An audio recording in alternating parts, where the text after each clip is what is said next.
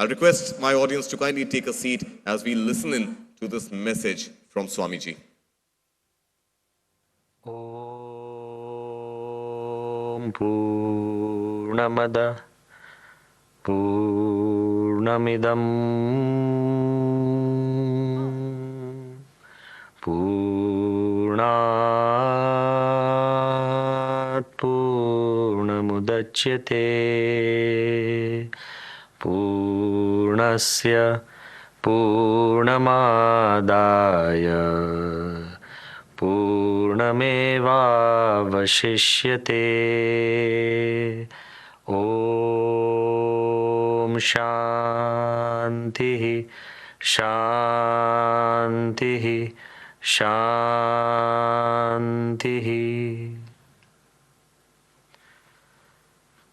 With this ancient prayer for peace, I'd like to say my personal prayers for the organizers of this summit,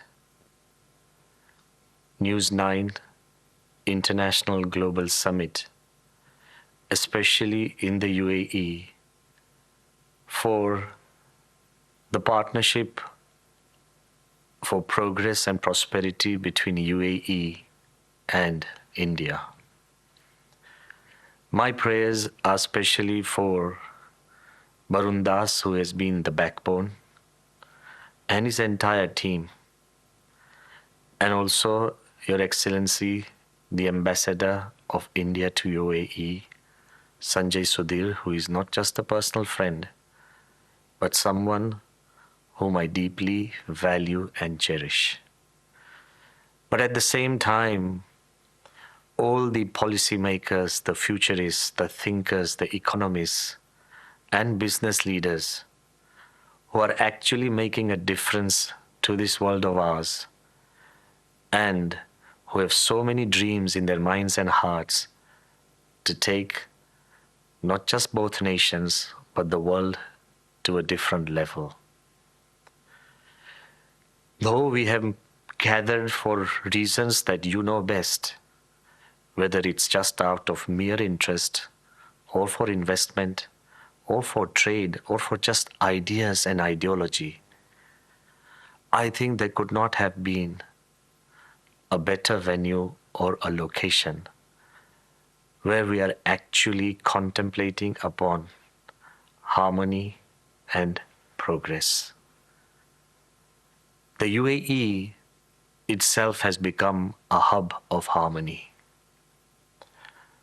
Not just because of the things that you read about in the newspapers or the opinions that people form about it, but at a time when the world is polarizing, when countries are isolating, when religions are localizing, at a time where we are at loggerheads for the sound of a dime, even when trade and technology are so tense on the verge or cusp of creating new alignments, nothing in this world could be more important than our humanity to remain harmonious.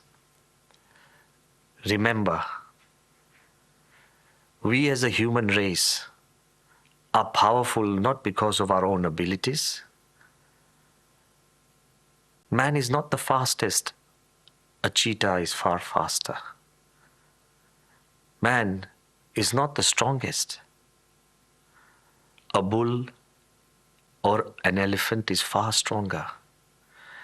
And man is not the most fearless. A lion is really far more fearless than man.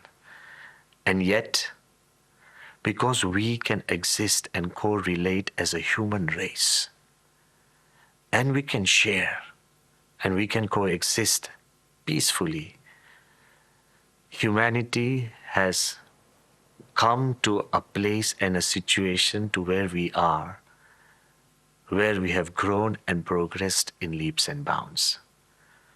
So there is something in harmony. And that's what I wanted to explore today. UAE an exemplar of harmony and peace.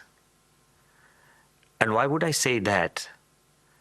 Because almost every genuine religion, every culture that has coexisted with other cultures for hundreds and hundreds of years, and almost every country talks about the value of harmony and peace. But while we value and while we highlight, there is a different emphasis about the same value in the UAE. As a Hindu, and for every Hindu, is common knowledge that we have grown with unity in diversity.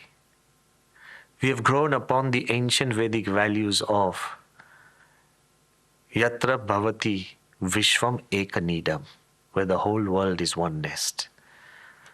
Ano Bhadraha Kratavo Yantu Vishwataha. Let noble thoughts come to us from every side. And Vasudhaiva Kutumbakam, the whole world is one family. Ideals are something that we share and we propagate amongst ourselves individually. But find me one country on the face of this planet which has taken tolerance and harmony and coexistence so seriously that it has not just created conferences and events and meets on harmony and tolerance, it has actually created a ministry of tolerance to make sure that tolerance and harmony is given importance in every facet of life. Till now, people always told us as we progress in life that to set up a business or for any trade or business, financial capital is very important. Of course it is. But even if you had all the finances, if you didn't have the perfect manpower to fulfill the industry that you have dreamt of, finances alone cannot achieve everything. So human capital perhaps is equally important as financial capital.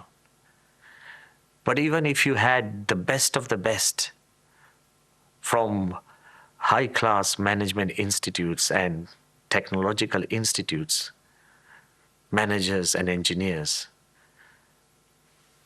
despite having a high level of human capital, if there was no harmony capital, you won't be able to do anything. So finances are important.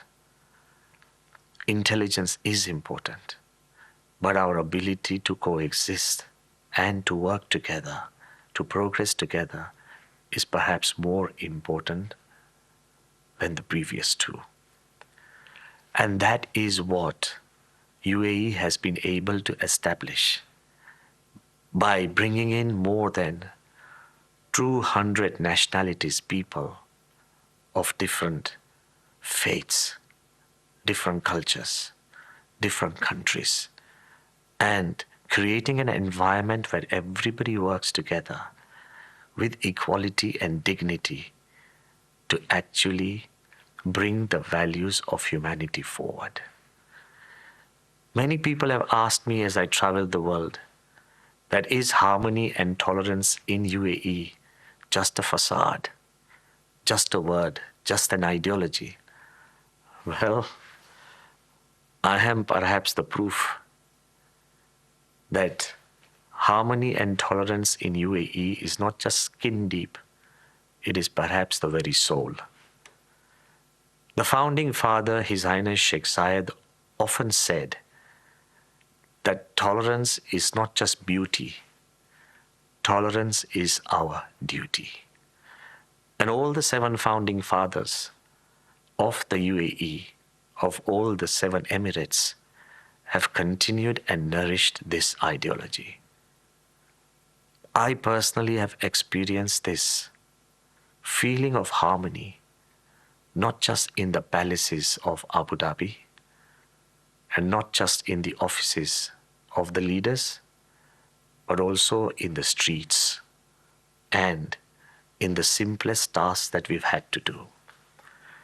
I remember in the year 2018 when I went to Kasar al-Watan and in the presence of India's most beloved Prime Minister, Shri Narendra Bhai Modi, His Highness Sheikh Mohammed bin Zayed Al Nahyan, then the Crown Prince of Abu Dhabi, and in front of almost 2,000 important dignitaries in the palace, when I presented two plans to His Highness.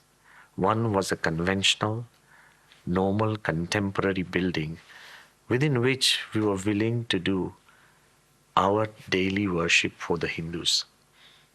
And the other plan was a traditional stone temple, hand-carved, full of filigree and design and figures.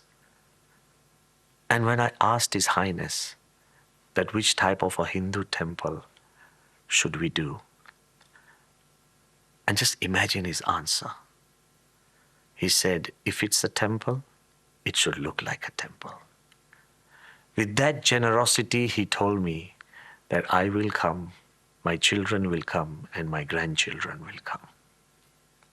What more do you want than such a welcome from the heart of the ruler?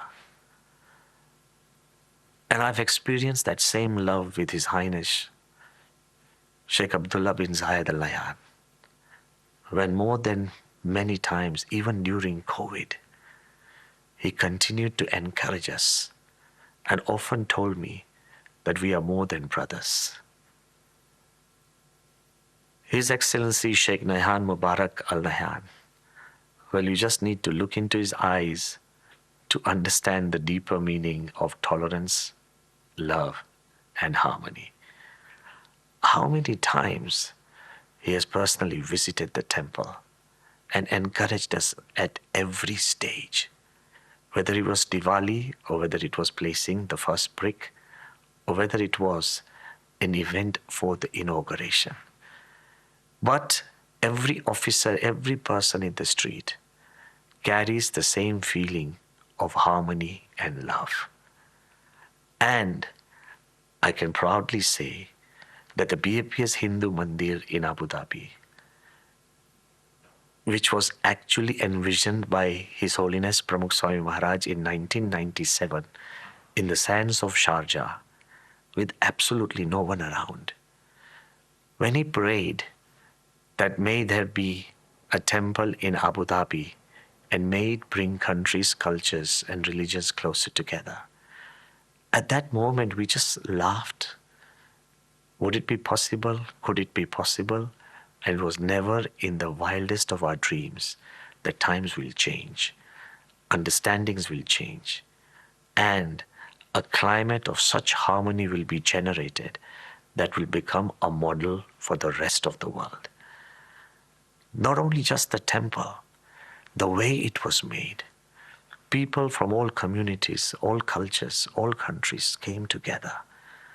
Imagine a Muslim king donating land to a Hindu temple where our lead architect of the complex is a Christian Catholic, where our project manager is a Sikh, where our foundation designer is a Buddhist, where our construction company is Zoroastrian Parsis, where our chairman comes from a Jain tradition and our chief consultant was a man of no religion.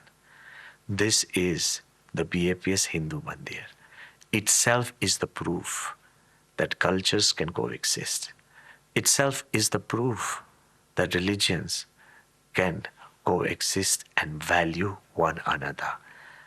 And I wanted to say that this is perhaps the signal to the rest of the world. UAE is not just a place where trade flourishes, not just a place where dreams flourish. It's not just a place where we can think together and invent together.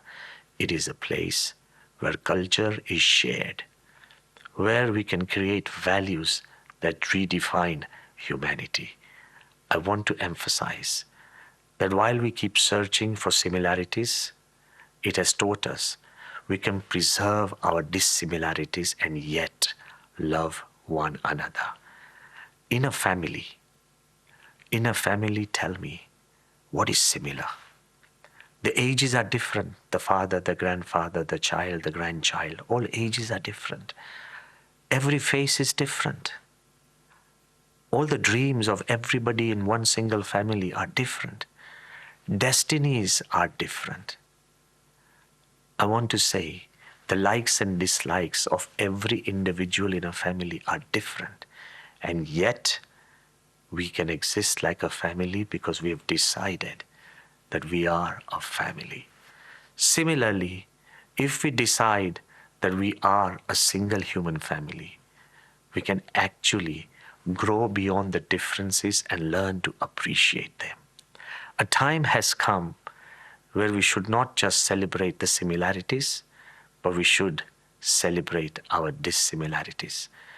What is similar between a man and a dog? Nothing. One walks on two, the other on four. One barks, the other talks. By the way, there is nothing similar. Even the species, even the genetics are different. And yet a man loves a dog and a dog loves his master. Love has the power to rise beyond every difference that we can imagine.